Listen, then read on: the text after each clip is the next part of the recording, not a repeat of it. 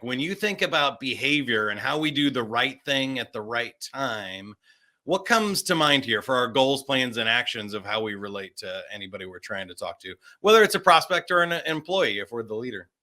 So I think first is confronting some misconceptions that we have, which is facts persuade people. If I'm logical and rational, I can marshal the facts in a certain way, I'll be able to persuade people.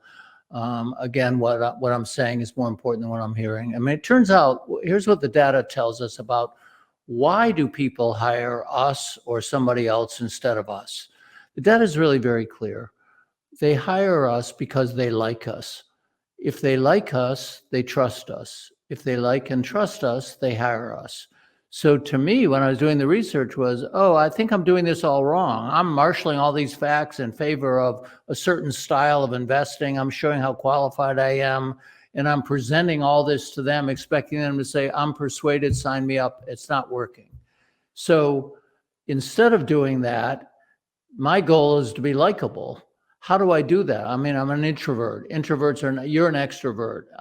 It seems to me, just from a quick read.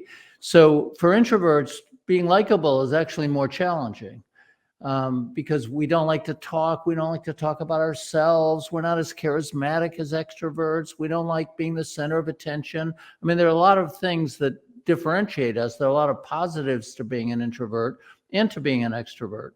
But it turns out that the way to get people to like you, and this was a major epiphany, is to empower them to talk about themselves.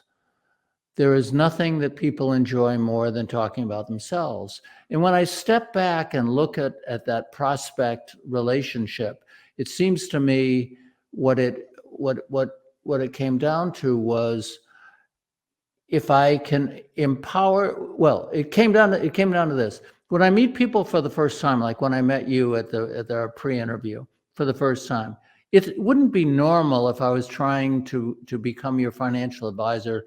Say, hi, Mike, did you bring your tax returns with you and other personal financial information? If I met you socially, what I would do would be to say, so Mike, tell me a little bit about yourself. And you being an extrovert, you would love that question and you would tell me a lot about yourself. Me being an introvert, I don't love that question. So I might be more reluctant. I might say to you, so Mike, tell me what you would like to know. What would you like to know? Meaning, I'll tell you a slice, but you're not going to get Dan Solon 101. If you want to know how I got started writing books, I'll tell you that.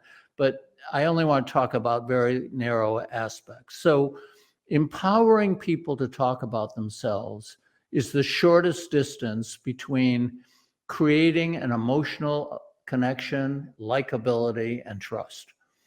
I love all of that. Three things jumped out for me. One is don't try and get married on the first date, right? We need to be likable enough to maybe get a phone number, and likable enough on the phone to get a meeting, likable enough in the first meeting to get a second meeting, and somewhere down the line we can get married. I always love that dating analogy, and we're coming up on Valentine's Day, so we're doing a special webinar on that topic. It'll be fun.